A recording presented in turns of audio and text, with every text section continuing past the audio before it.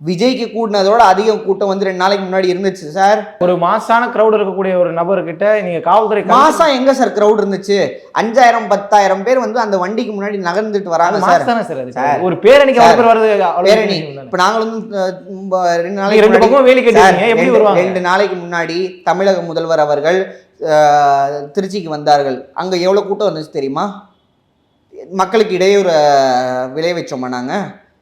விஜய்க்கு கூட்டினதோட அதிகம் கூட்டம் வந்து 2 நாளைக்கு முன்னாடி இருந்துச்சு சார் திருச்சியில். அதை பேரிகார்ட் போட்டு எங்கள் தொண்டர்கள் வந்து தூய்மையான தொண்டர்கள் ஒருபோதும் வந்து வழிமறைக்கலையோ இல்லை மக்களுக்கு இடையூறையோ விதிக்கலை. விஜய்க்கு கூட்டினதோட அதிகமான கூட்டம் 2 நாளைக்கு முன்னாடி தமிழக முதல்வர் வரும்போது கூட்டினுச்சு.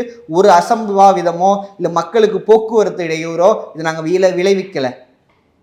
ஆட்சியில் இருக்க கட்சி சார், நாங்கள் வந்து அதிகாரத்தை பயன்படுத்தி எதுவுமே பண்ணலையே. மக்கள் தான் எங்களுக்கு வந்து அனைத்தும் என்று நினச்சி மக்களுக்கு உண்டான கரெக்டாக நாங்கள் பண்ணிகிட்டு இருக்கோம் சார். மக்களுக்கு இடையூறே இது விளைவிக்காத கட்சி நாங்கள். இதே விஜய் என்ன பண்ணார் போன சாட்டர்டே? இப்போ பார்ப்போமே இந்த சாட்டர்டே என்ன பண்ண போகிறான்னு சொல்லிட்டு. கட்சியில் உள்ள ஒரு தொண்டர்களை மதிக்க தெரில.